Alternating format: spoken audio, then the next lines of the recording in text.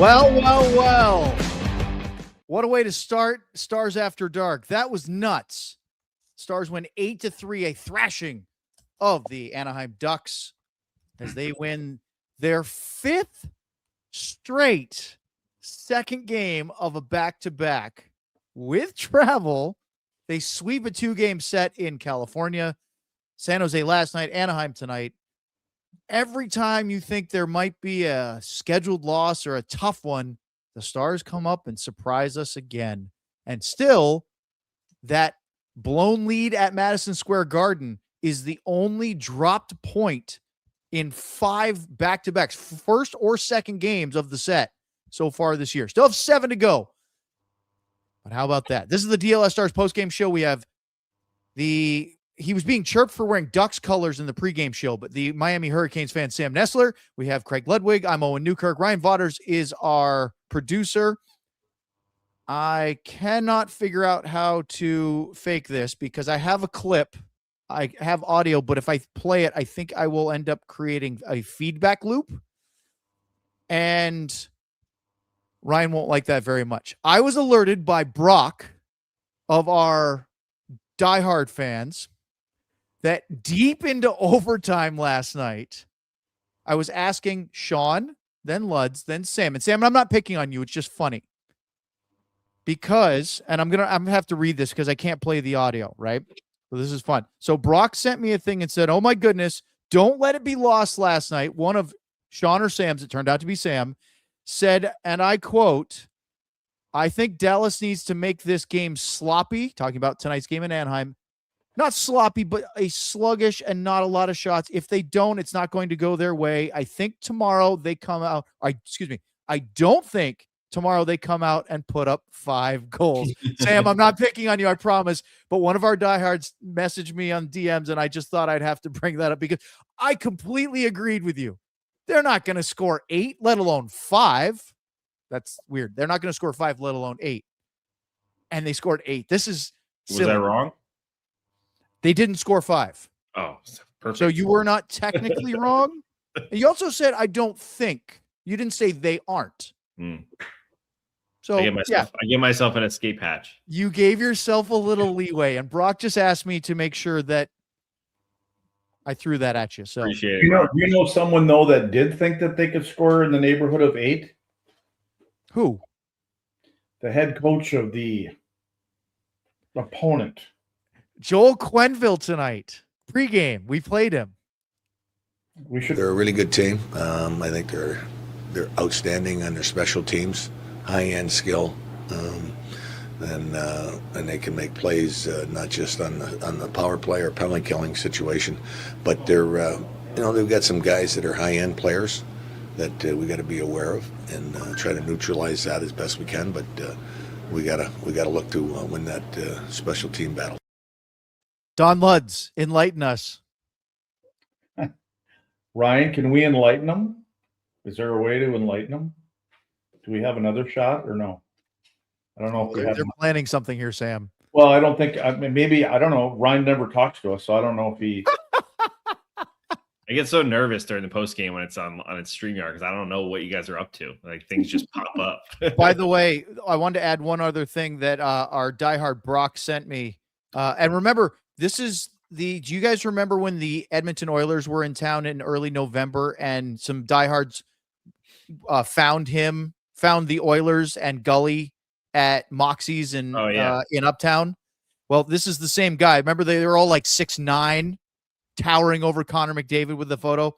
Well, I said, I don't know if it's going to happen if we'll get the clip. It's a little late before we go live. And he goes, quote unquote, the Shaft can do it.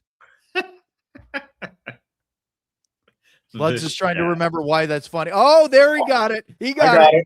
I got it. Yeah, the Shaft. Oh man, how about that? Do you like? Is that a totally Stars After Dark appropriate nickname for Ryan? Is the Shaft? Oh, that sounds really dirty. Well, listen. So you know what's funny about this game? I mean, it's not funny. They come out and they do what they always do, I guess.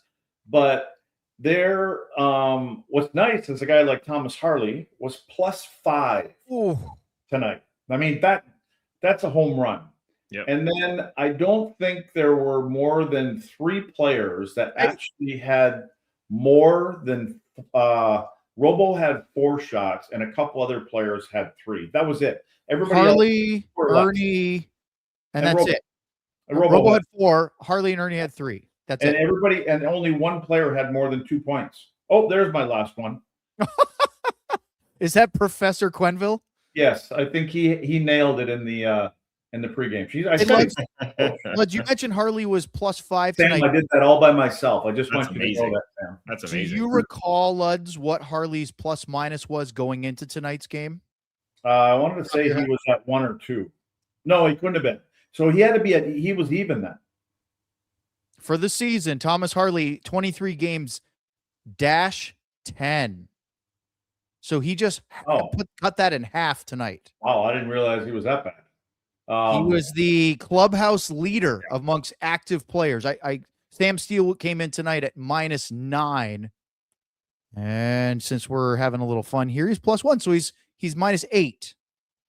It's too bad for Thomas, though, because tomorrow is a Saturday, so that means on the NHL Network, he won't be able to get on Gord Stellick's party bus. Oh. Anybody that's more than, I think it's 4 or something like that. There's a little party bus, but if will that carry over to Monday? What's that? I don't know if On they weekend? go over, I don't know if they're going to go over all games Friday, Saturday, and Sunday. Probably. Your homework assignment, since you listen to him a lot and he has you on, right? Yeah. Message Gord and say, make sure on Monday you give Thomas Harley some +5 love. I probably should. You should. Yeah. And he'll listen to you for sure, because everyone listens to Don Luds. Yeah, you're going to have to remind me that. So I'll have to do that, because none of those guys are on the weekend. I'm lucky I got you that. The guy that's on the weekend is the guy that you got on the show. The little guy likes to have a few beers every once in a while. Okay, you're not talking about Sam. He does the Sunday show. What I'm saying. Oh, you're talking about Boomer. No. Oh, no. Oh, no, the hat. You're talking about Dave McCarthy. Dave McCarthy. Yeah. Anyway. No, but this was, you know what? Here's I don't know if you guys are paying. I started doing this in the first period, and I just wanted to watch. I wasn't sure how the game was going to go. Do you find that, and again, Casey's been so good this year, do you find there's a lot of pucks laying around Casey after the initial shot? Always. Isn't it crazy? It's like nothing seems to stick to him. Like, I know that 2 or 3 goals tonight. Well, they had 3, so there was 2 for sure. And their last goal, which Ryan didn't have time to put it on there, it was a tough one for him. The puck was in the net, and Casey had just gotten to the middle of the net. From when it went from his left to right on that pass across, the puck was in the net, and Casey got just to the middle of the net, and the puck was going in.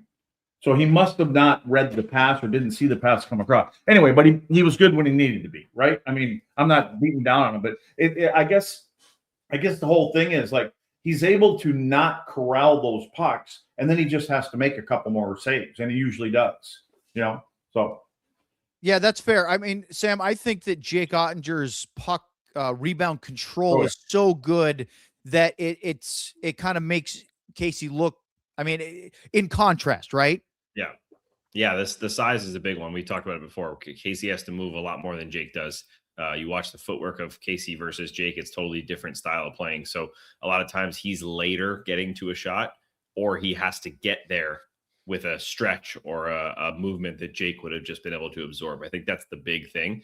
But Luds, I'm sure you like it sometimes, at least better than it was. It feels like they're clearing those spit pucks out a little better, where it's not 2-on-0 in tight when there is a rebound. I know they did score the 1 or 2 goals, but more often than not, it's a lot better than it has been. Well, that's because they're in the same zip code as the goaltender is. Not the blue line. Yeah. What do you guys think is the bigger storyline tonight? The fact that on the second night of a back-to-back with travel, they put up 8, technically 9 with 1 disallowed, or that they held the Ducks to 3 on only 26 shots on goal. That was probably not good for the camera, was it? I was trying to figure out what I was looking at. What the hell is that?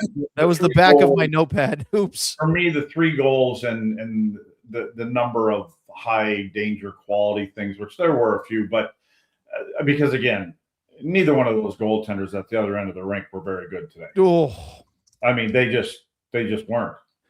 So, hey, check out the Matt's comment from just a moment ago in the chat. Casey is to Jake what Hudobin was to Bishop. That's a pretty good comparison, right? Stylistically, of the type of goalie, the size they are, and then the style of play they play. As far as, you know, Bishop was really good at using his size and his angles. He didn't have to move as much as Hudobin did. Hudobin had to be a little bit more improvised and unorthodox. And of course, you know, when Bishop was on, it stuck to him and didn't go anywhere. And Jake Bishop was a mentor for Jake, and he clearly tried to learn what he could from him because they are similar in size.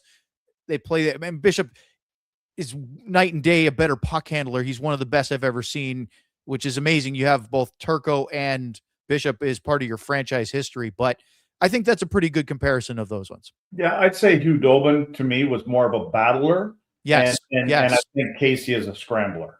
You know, he scrambles to find the pucks after they hit him. So I think that Casey does a lot of scrambling, a lot of work, a lot of east to west, and you know, but for the most part, he gets there. I mean, there's no negatives about it. Does it really matter how many pucks hit you and you don't catch them, as long as they don't go across that goal line? That's really all that matters. When the Stars get ready to play the Maple Leafs on Sunday, will this be what the head coach likes to say, the hardest one? I mean, I know we're jumping ahead. We're going to break this all down, but before we get to that, you know, the goals and all the, I mean, it's going to be chaos. Is Gulletson always says, and just like Hitch, 3rd game and 4 is the hardest one, not the back-to-back. Is that going to be the with the travel going to the West Coast and then 2 hours back and playing Sunday against the Leafs? Is that going to be the one that the Stars are going to have to find the energy? Well, the tough part about it is that it's 3 or 4, and then they have 4 and 6, right? I think they play because they play in Detroit on Tuesday. So that's the Shapiro Bowl. Not even the end of the run.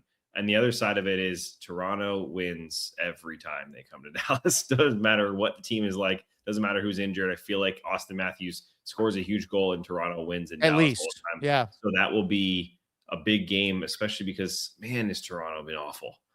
I mean, they're a totally different team than before. That's it, Sam, right there. You nail it. They're if you're gonna, they've been rode hard last few days, and they got ripped by their head coach, and they're playing awful. They're playing terrible, and so I would think that if you're gonna see anything out of them, it's probably going to be in the first 5 to 6, 7 minutes of the hockey game, and I think that's the part that Dallas has to be ready. But then, as the game will move along, I think you're going to see all the holes that will pop out from Toronto right now, because they're at the point already where they're talking about, you know, firing the coach and all this other kind of stuff, which is nonsense. And this is just his 2nd year, right, Luds?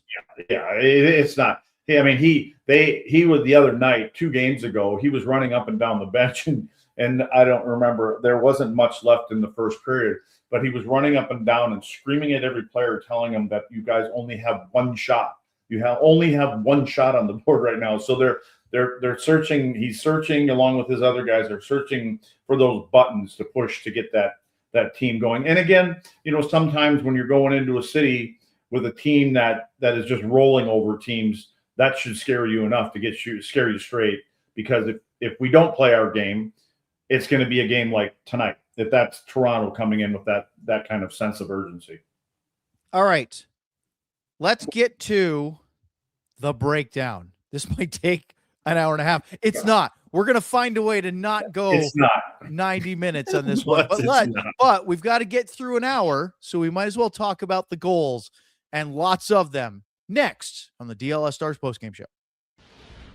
You know that moment, the one where you realize you left your favorite pair of sunglasses at the beach or on the roof of your car or at a gas station 3 states away? Well, I've been there too. Or maybe I sat on them I used to keep my sunglasses in my pocket. Still do sometimes. I remember sitting on the bench to put my shoes on. Crunch. Well, then you find Shady Rays, and it changes the game because these sunglasses are made for real life. Seriously good looking, polarized, durable, and, as Luds likes to say, not stupidly expensive. And here's the wild part. If you lose or break them, even on day one, Shady Rays will send you a brand new pair. No guilt trip, just replacements. So now I actually wear my sunglasses without fear. On hikes, at concerts, on the boat, wherever. Shady Rays is eyewear that has your back.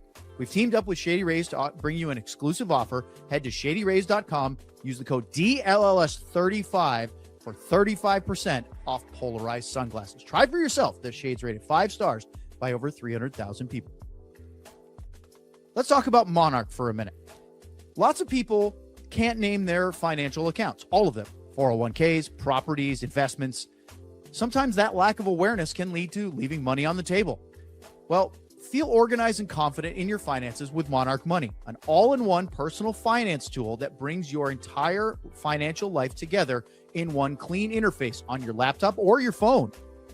And right now, just for our listeners, Monarch is offering 50% off your first year. Now, look, I always like to think that I've got my finances in order, but sometimes you just don't know what you're doing, or maybe you're spending somewhere where you just get a little lazy and go, man, I can't believe I was letting that money go. Well, Monarch is built for people with busy lives. Don't let financial opportunities slip through the cracks. Use code DLLS at monarch.com in your browser for half off your first year. That's 50% off your first year at monarch.com with code DLLS. All right. Before we get into the breakdown, Sam, if you're going to name me as a drinking game, you have to participate in said. So let's talk about the star. Get that drink, Sam. Let's go. I'm just kidding. All right. Let's talk about this one tonight. I got it again. That's 2, Sam. All right. Gee, I'm wasted. I know already. There were a glut of goals in the very beginning of this one tonight, and it started with what we all had on our bingo cards, because apparently in today's day and age, we're all playing bingo all the time. No shade to bingo. Oscar Beck scoring a shorthanded goal.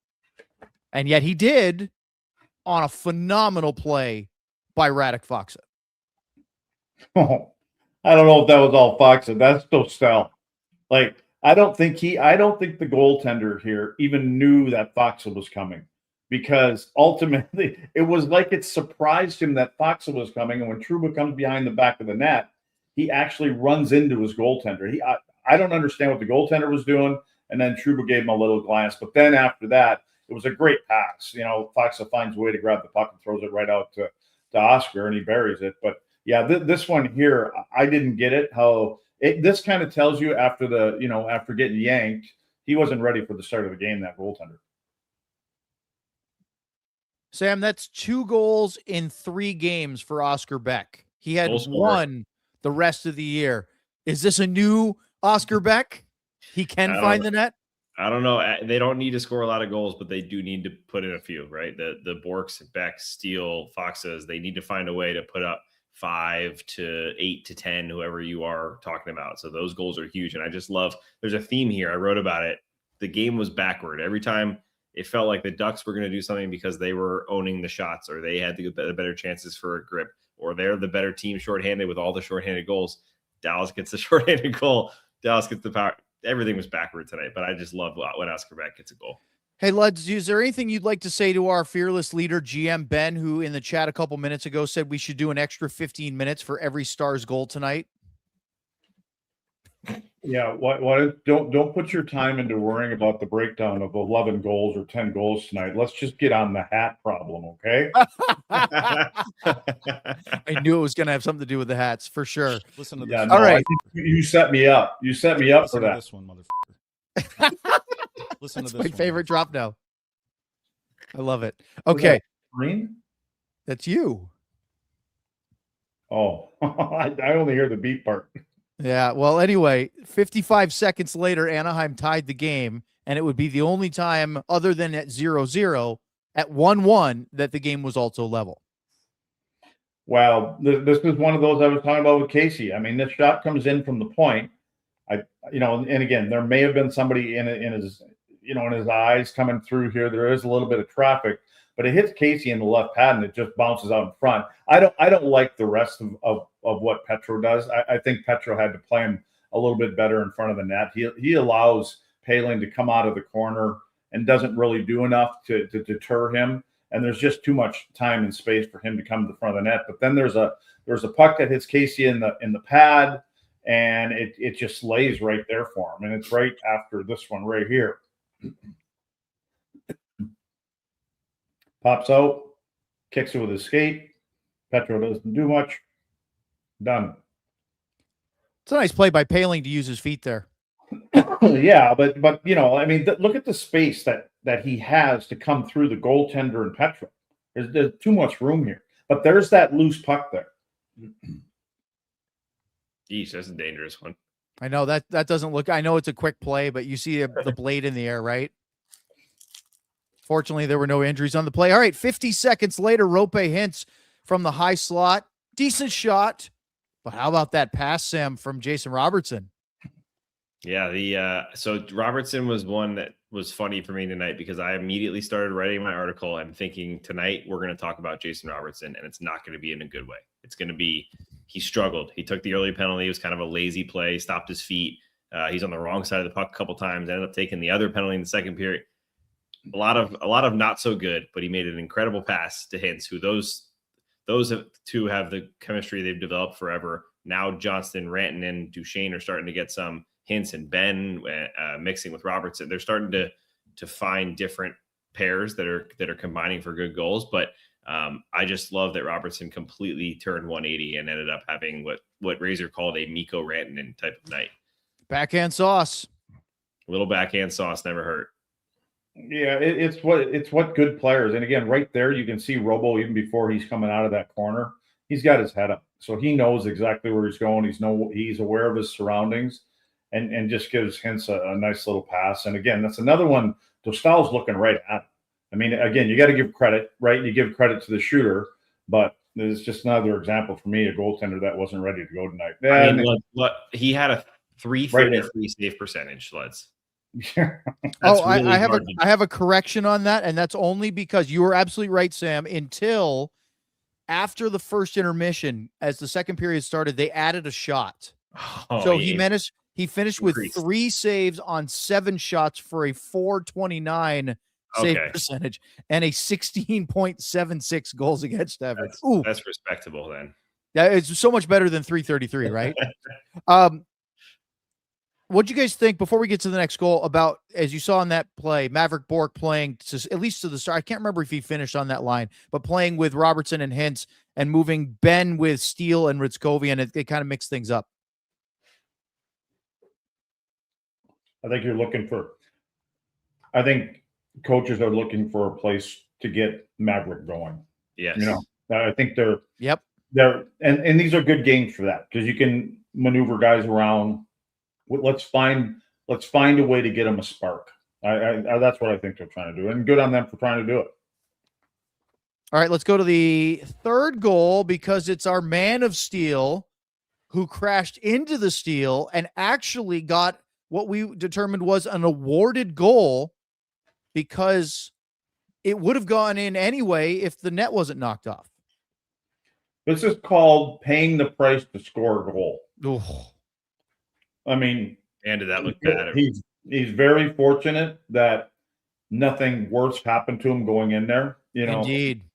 I think he was able to get his head out of the way at the last second and catch more of the brunt. It wasn't on the shoulder. I thought his left hand. Well, I think his body goes into it just right there. That's right. It's like the collarbone. Yeah. That's his glove right on the post there. That left hand bending his wrist back. Kissing iron right there. Yeah, he was really fortunate. Gets the goal, however, and as you said, Luds, pay the price. They actually reviewed this. I think the net was technically off the mooring before the puck crossed the goal line, but because it was not he was basically, he crashed into it. It was going to go in anyway, right? It wasn't as though the net came off and then he shot it through the goalie and it triggered anyway. So goal counts after the review. That collision would have hurt a lot more. Yeah. If the puck didn't go in the net. No kidding. And Sam, you sent us a video on Twitter earlier than that of Seth Jarvis going into the left post in their game tonight for Carolina. With and no I penalty called on it. no penalty That and no was goal. crazy. And then I see that, and I couldn't help but have sort of this weird correlation of those two. Yeah, I mean, it's a good thing. As much as sometimes it gets annoying, a goalie can bump it off pretty easily. It's a real good thing, and the reason they made those posts come off the moorings as easy as they do, because you used to, Luds knows, you go head first into those things when they were freaking drilled in there. You felt the brunt of that, and that net maybe lifted up, but it wasn't on those bendy moorings they have. It was those big metal ones, and they weren't moving at all. So it's a good thing. I'm not trying to call you old, but did you ever play when the posts were in the ice, or was it always the pegs or the now rubber moorings? I think they were in the ice. Because that, when they can't move at all, that's They the most didn't move. dangerous. Yeah, no, it didn't. That's didn't crazy. Yeah. That's insane. Yeah. All right. Minute 38 after the Sam Steele goal. Hey, Thomas Harley. What? 4-1 star. What did you say? I said, hi, Thomas Harley. Oh, because I wrote down immediately, I said, that's the Harley we know. Right there. I know that guy. That's him. You know what? And it started in the neutral zone because he read a pass. He steps up just outside of his own blue line in the neutral zone, picks the puck off, and advances it, gets it back, and then he rips it. And again, this one here, I don't know. I mean, again, the puck is on the defenseman who's ever trying to go down and block it. I think DeSmith sees that shot. But again, we got that look of Erne, and he just seems to have eyes in the back of his head and in his ears and everywhere else. It's that tight little turn, and he knows exactly when Harley's coming, and it doesn't stay on his stick long and puts it again. I'm waiting for the one time I can say, I think I just saw Rantanen pass to somebody and it went into their skate, because generally it's on the tape all the time. What are you going to do if that happens, Luds? I'm going to call him Mortal. We'll So have the far, Mortal shirt. He's Luds a superhero. keeps talking about Dostal. I mean, this was one, as you're seeing here, they pull him after this. He was 425, I think is what you just said, Owen. But this is a rare game where this goalie's not seeing the puck. Like there's not playing well, and there's just not seeing the puck and reading the play. He wasn't seeing it at all.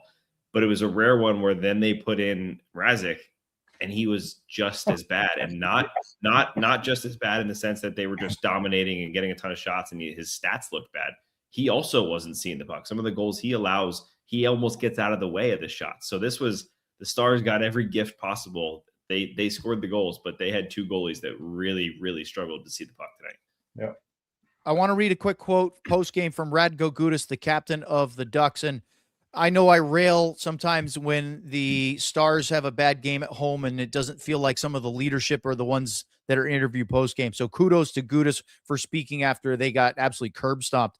Quote, "That's one of the best teams in the league, and we just let them just play their game. We weren't making it hard for them to get pucks through, and we screened our own goalie, so it was very hard today for the Tendies." Yep. That's what he should say. Well said. Yep. All right. So Mrazek in. That's it. A 4-goal on it. Originally, it was 6 shots. They added one, so it was 7 in the first period. Then you go to the second period, and I know they're up 3. Casey DeSmith on a replay. I thought McTavish on the opening power play of the second period for the Ducks missed the net. They set up a little triangle play, but when you saw the replay, Casey got a blocker on that, just a little bit of the outside of his blocker. That was a really good save. And then Jason Robertson a little bit later, power play goal. I said on Twitter, stick handling in a phone booth. This was high-end skill with no space. Yeah, I don't think the goaltender was expecting him to stop and come back the other direction. But, we were talking in the pregame show that this is where, guys got to go if they want to get back on that streak. And Robo understands that. He goes to the front of the net, and there's nobody around him. And he's got enough time and space here. And it was the little play where he gets it, and then he ultimately – because I believe it got to Mrazek once. he picks up the rebound, and then it's that little move on his backhand. And again, I just sometimes I wonder what the opponent, the defensemen and people in front are doing. I don't understand. And you can just look at everybody's head; they're all staring at the puck instead of, why don't you just run him over? It makes no sense to me. But again, Robo's he's a big kid, but yeah, he's got that poise and that patience. And I think Duchesne's waiting for him to pass it to him right here. Yeah, it's been a while since I've scored a goal. I'm just going to do it myself. I don't think a 2-on-0 with Duchesne and Robertson on your goalie is the best penalty killing in the world. Robertson makes it 5-1. The Ducks get another power play, and DeSmith stones Chris Kreider right at the crease, point blank. Leo Carlson put the second effort wide to the right, and shortly after the power play ended, we have more Jason Robertson filth. Nice little backhand, wasn't it? Jeez. How about that toe drag? But when again, I just look at the opponents, and when you got a guy like that, everybody's staring at the puck, and he pulls it, and he's got that big long reach, and somehow he's in enough he's got it all the way out. He seems to be as extended as far as he can go onto his backhand, and he still has enough to be able to get enough on it and get it underneath the bar. And Mrazek just isn't able to recover there. But I just look at the couple guys, and they're staring at pucks, and they're reaching. And Robo, it's funny. It's just things slow down for people in those areas. And I just think the one thing I did write down, I didn't even write about the goal, is what confidence is a funny thing.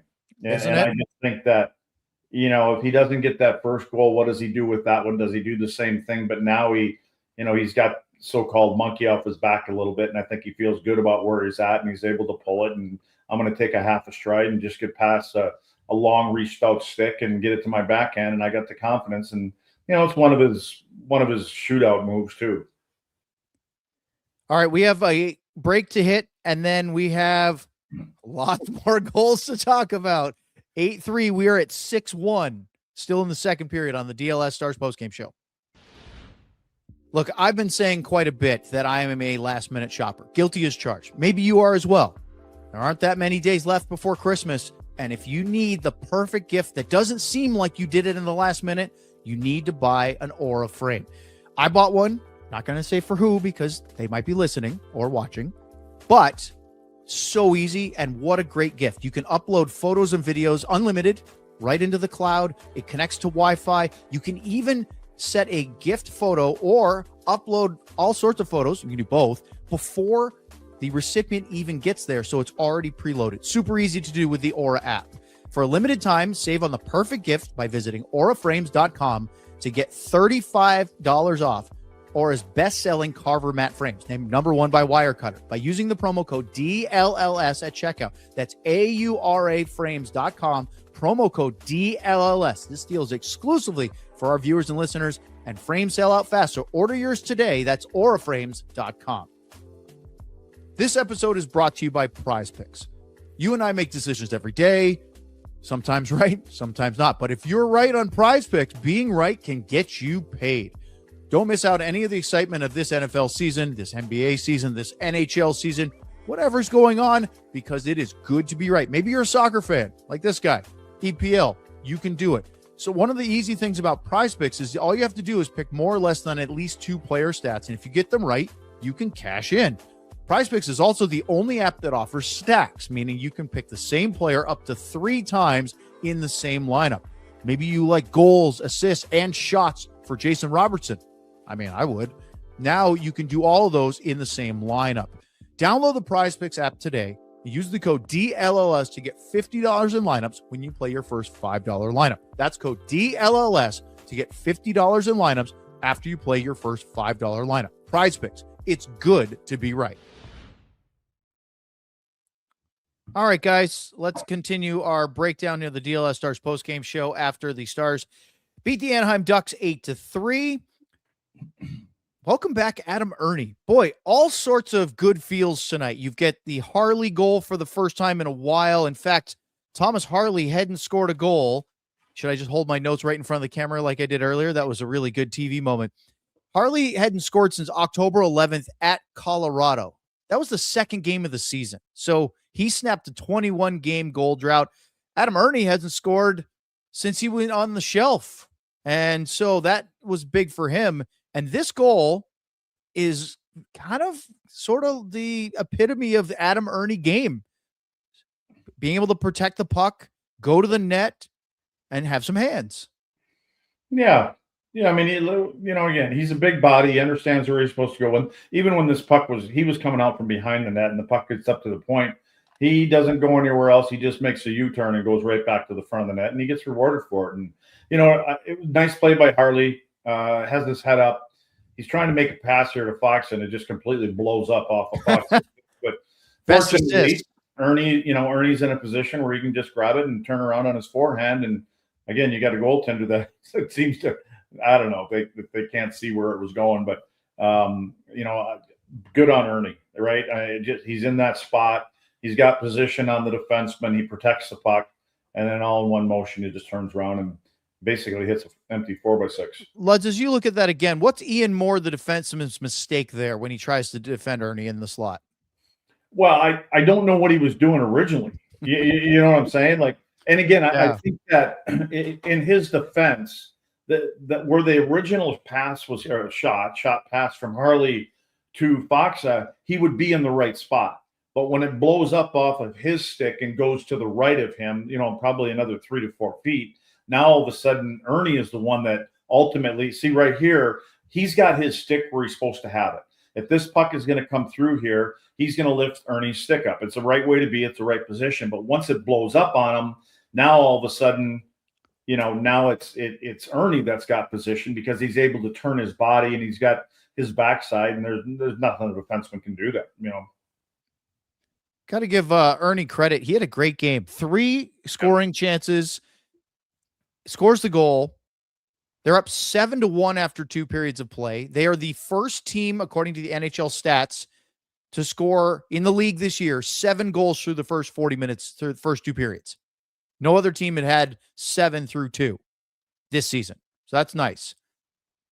I can't imagine Adam Erne comes out of the lineup for Sunday's game against Toronto, right, Sam?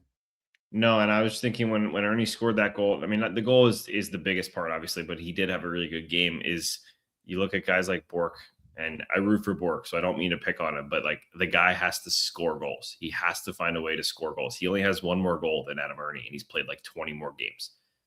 That's the kind of pressure that's being put on guys like Bork because they have higher expectations. Erne doesn't need to score to stay in the lineup, but if he can put in 7, 8 goals and he's not the high, potential guy like Bork, who was the first round pick and has all that on him, that puts pressure on guys like Bork. That puts pressure, maybe not as much Steele, but the other guys that are around him now that aren't finding a way to add a goal here and there when they need it. It's huge for Adam Erne. I think he stays in, and I don't know, maybe they stay with the same lineup. Same lineup. I wonder, maybe just 1 more game for Blackwell. I mean, Blackwell's been great. There's no reason not to, except that Ernie's found a way to score some goals. Now, Blackwell has a couple as well. I mean, I think for the season, he has 2 goals, 5 assists in 34 games. Erne now has 3 goals in 15 games. He's finding a way to get a few more pucks in the net. And that, you're right. It's not the only thing of a player in the 3rd or 4th line role, but if you can do all the things that Erne does and add a few goals, that is exceptionally valuable. No, and he plays to his identity. I mean, he's the guy that plays the least amount of minutes tonight. He plays about 11 minutes. He's the only guy that's got 3 shots and 3 hits. He led the team in hits. I know it's not a lot, but again, he knows who he is. It's his identity, and he understands. He's been around for a while. He's been in all different places, and he wants to stay in this place, and he knows what he has to do to stay here. Luds, the team was only tracked for 8 hits tonight. He had 3 of them. Mm-hmm. That's pretty high percentage. They had the puck quite a bit. Yeah. They didn't have to go chasing a whole lot. All right. So after 2, they're up 7-1 early in the 3rd period. And this is very quick, just 61 seconds in. Beckett Seneke, who's, I'll tell you what, he's a heck of a player. He's very entertaining to watch. He scores on an entry 1-timer, top of the left circle. It's a great play. Typically, Sam, I wouldn't necessarily say that's one I'm happy my goalie allowed, but it's 7-2 and whatever. DeSmith was a little bit asleep at the wheel on that one. He just didn't read it. He doesn't get over. He looks like he's surprised by the fact that Seneca shoots it. I don't know if he's just thinking it's going to be a pass and they're going to settle into a rush or what, but he barely gets over there. And then by the time he is, he has a great shot. That might have also surprised Casey a little bit, is that, he doesn't know who this guy is, that I think he has 11 goals now because he can surprise goalies right now with how quick he gets it off. But I think Casey maybe fell into the 7-2 or whatever lull at that point, which is, who blames him? Very understandable. Yeah. I don't think he sees the pass. Yeah. Because Essa's kind of in Casey's vision a little bit, but literally by the time that puck is on his stick on the other side of the ice, Casey is just starting to move to his right.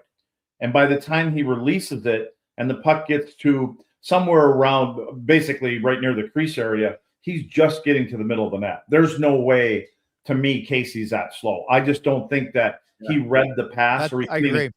Because I think when who made the pass again? Who made the pass across? I think it was McTavish. I think. Is that who it was? Okay. Is he Yes, left? it was. It was? Okay. Yeah, I thought it was. And McTavish is the lefty, isn't he? Yes. Yes. Yeah. See, when he comes in on the offside there and Essa's playing in the middle of the ice, that's basically where the puck is. And so I think that Casey's vision is taken away by Essa, and he can't see him initiate that pass. And by the time it gets across, because it was a perfect pass. I mean, it was a bullet that gets across, and then Seneca or whatever you're calling him, he hits it right away. Yep. So 41 seconds later, let's celebrate, because the longest goal drought on the roster right now is over. Ilya Lyubushkin had a 45-game goal drought. I've been tracking this one for a while. His last goal, March 4th, against the New Jersey Devils. This was last year, but technically Another beauty. He only scores beautiful goals. This one was a snipe. just feels like a Celebrini goal, Yeah. right? I mean, the confidence to even shoot it. I don't know if it's because it's 7-2 or 7-3 or whatever, but he's not close. It's not like he's at the bottom of that circle right there and can kind of chip it over the shoulder. He shoots that from almost the outside of the right circle, and he has just about the size of a puck. I mean, that is a great angle right there. Just about the size of a puck to put that, and he puts it right there. Again, You should have won a car for that shot. Yeah, Mrazek does a good job of making himself skinny and not covering the net properly, but it's just such a great shot, and I love that it's Lyubushkin of all the players on his team. Do you guys remember when Vern Fiddler scored a goal from about that angle? Backhand. And he said, I just closed my eyes and flung it toward the net and it went in. Well, I think because of the level of the top players in the NHL, right? The Robertsons, the Rantanens, etc. We look down on the guys that aren't the skill guys, the offensive leaders. They're still incredibly talented hockey players. There's just different levels at the most elite level in the world. Well, what they need is they need more space and time. You know what I mean? Like they can't do the same things that the top guys can in the tight areas, and they can't. It just, things are slower. It's slower getting from your head to your hands and your eyes and everything else. And these other guys they're just special players that are able to get that off in traffic, and when you don't have any time and space, and still be able to look up and find something when you got people trying to take the puck off your stick. I like how I Love Misty just said Bush will manhandle the average beer leaguer. Lyubushkin would manhandle the average AHL player. Beer leaguers don't even belong on the ice with ECHL players, let alone top 6 defensemen in an NHL team. Just to show, like, that's the thing. When I was in the United Hockey League, which was at the time now defunct, but it was a AA level league competing with the ECHL, but not with the same teams. One of the guys that I remember skating with, one of the guys who was like their 11th forward of they dressed 10 forwards. It was like 3 lines plus 1 enforcer. That guy that barely got on the ice in the ECHL would skate circles around any beer leaguer. I don't think people realize the massive gap in talent between. Why are you throwing Sam under the bus right now? Sorry, Sam. Professional hockey players of any level are so much better than beer league. Again, look, we have a lot of fun in beer league, but pros are different, totally different. All right. Granlund scores at the top of the crease on a loose puck. Nice play, paid the price. 8-3 the final. There was a Rantanen goal that was disallowed. He thought he made it 9. It actually hit the post. It was originally awarded, and they reviewed it. We're going to talk about Frank Vatrano losing his mind and then get to the Super Chats next here on the DLS Stars postgame show after a couple live reads. Yeah. I hope I'm alive when these hats come.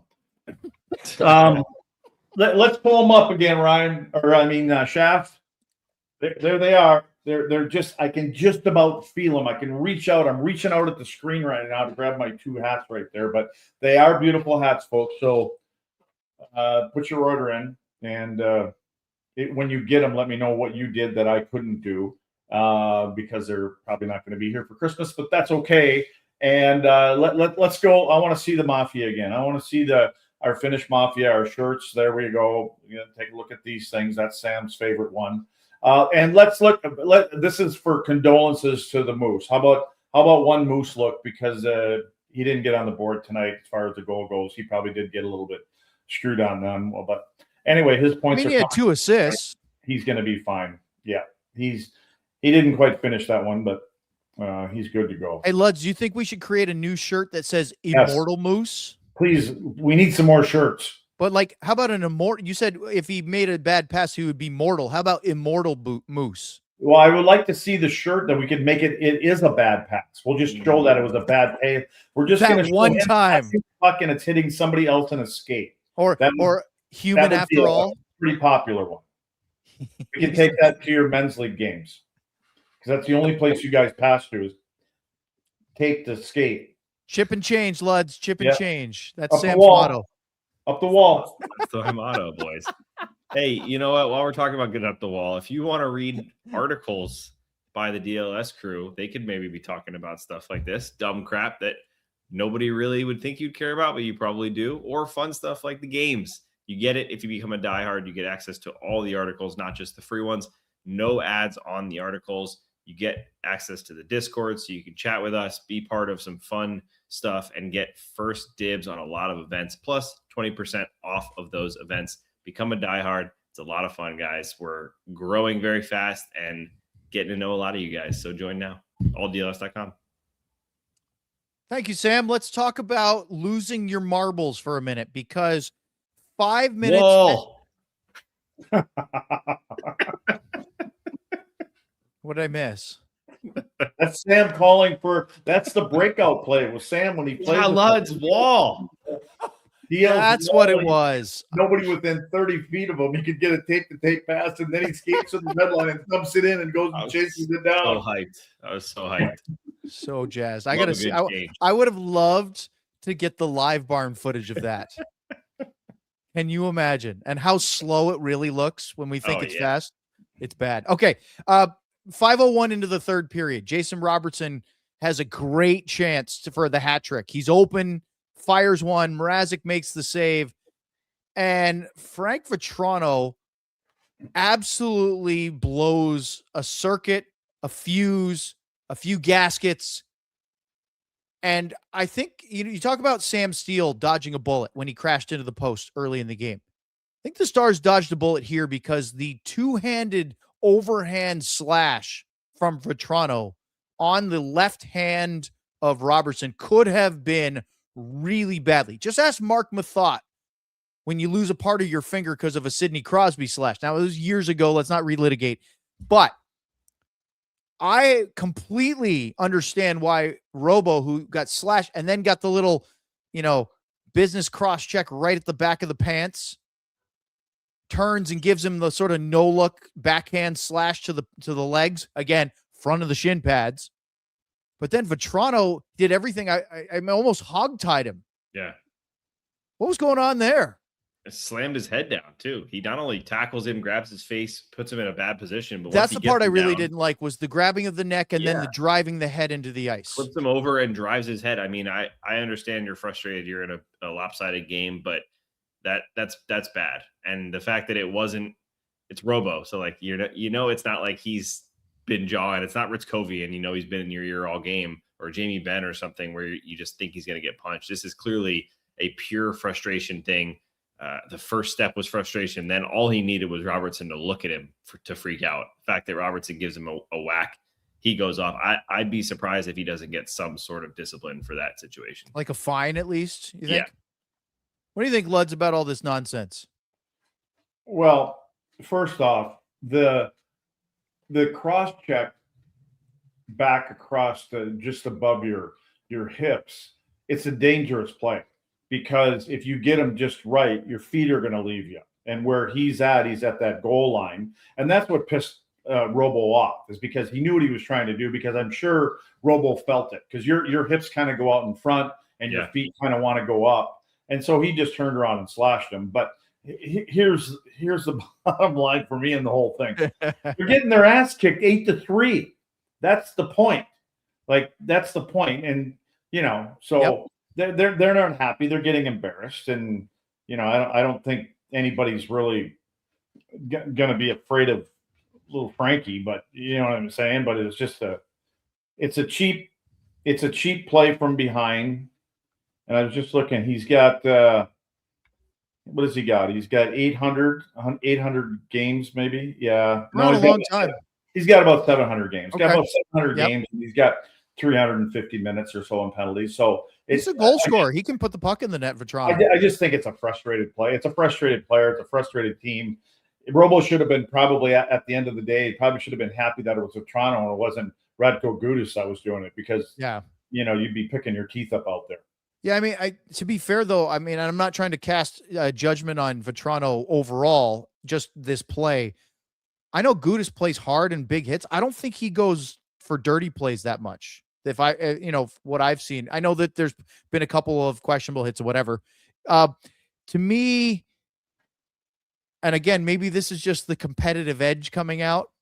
When I saw all that, I didn't like it. Kind of wanted Gully to send that top power play unit out first, 4-minute power play, and stick it to him. But he didn't. Maybe because they just had a shift. Maybe because Robo was in the box, but he put the second power play unit out. And then, as we said earlier, they proceeded to give up a couple of shorthanded chances. Gauthier with a breakaway, Kreider flubbed a 2-on-1. Rantanen thought he scored. That would have been a nice sort of 9-2, like, okay, enough jackwagon behavior. But I was really hoping that Robo would come out of the box and then score and just be like, all right, guys, enough of that nonsense. Let's just get out of this one. Yeah, but I'll tell you, you've got a team there that's getting embarrassed, and they could be on tilt.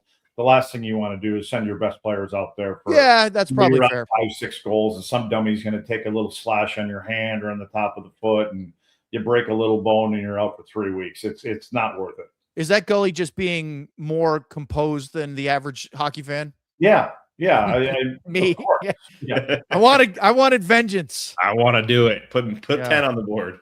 Put Sam in there. He'll dump it out of the zone. You know it. Okay. That's our breakdown. A lot of goals, 8-3. Stars win again. We're not getting tired of it at all. But the victory, and by the way, Colorado won again. So, wash, rinse, repeat. Stars are now 24-7-5, 53 points. They are 13-2-4 on the road. Casey DeSmith now has a 12-game point streak, 9-0-3. He has, knock on wood, hasn't lost a game in regulation since that Vancouver game he first started in October.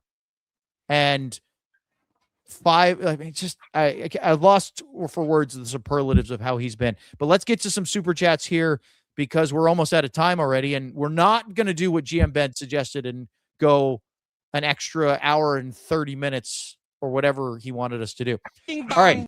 I Love Misty 1985, right off the hop, as Razor likes to say, at 1 minute into the postgame show with a Robertson and a DeSmith. That was fun.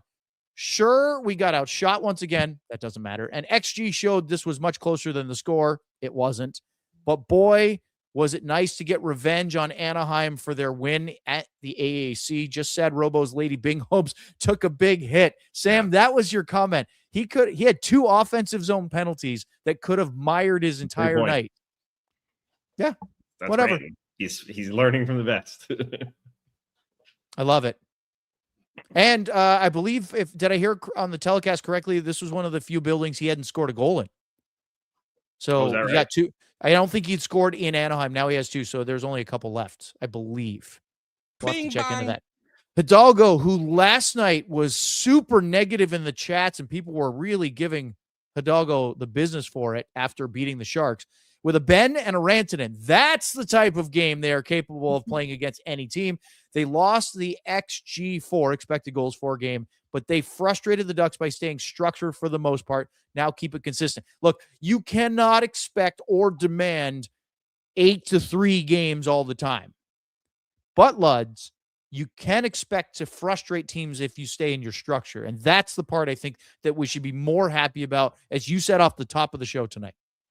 Well, and I think that you're playing back to back, and the schedule and all that kind of stuff, and that it's one way to conserve some energy. And especially once you start to get the lead, now you make sure that pucks are going where they're supposed to be. Like you get an opportunity to get pucks in deep, they go in deep, so there's no counterattacks that are 3/4 ice, and you make the other team chase the game. And you got to play smart. There's times you just play the right way, and the whole thing for this team is they're learning how to play with the lead. And I think to be able to manage hockey games in the right way, and obviously the goaltenders are always giving them that opportunity to do that. But you can see them doing some of the little things, and even guys like Mikko. Mikko's not a guy that likes dumping pucks in, but there's times when he understands time and score, and there's no reason to press the issue right now, and let's just make them come all the way through all of us. All right, let's go to Spit and Chicklets. A Madonna and 99 Cup here. Do y'all feel like Rantanen is playing a little more of an edge? I can't read tonight. More grittiness compared to recent years. Sam? Well, for sure. He looks angry. That's the way I would describe him this year. We talked about this last night with Sean. Is this the emerging out of the shadow of Nathan McKinnon to see the true colors of Mikko Rantanen, Sam? Yeah, I think he knows he can control a game in all aspects, and he's doing that. That's all. I mean, he drags his team into the fight when they're not playing well. He dominates when everyone is playing well. He knows that he can control all 3 zones, every facet of the game, and he's doing it. And other than going over the line 1 or 2 times, he's doing it successfully. So I personally love it, because that's the type of player Dallas has never had. I don't think they'd expected it from their superstar. They expected other guys to step into that role. They'll take it from a guy who's also scoring a lot of goals. I do think also there's a burn of saddle from the way everything went down. And you know what? Like, I'll show you. You made a mistake. Game 7 wasn't enough. Yeah, I'm just saying. I think that I think he's out to prove, and again, he's going about it in the right way, because he's doing everything you could expect from that kind of a player.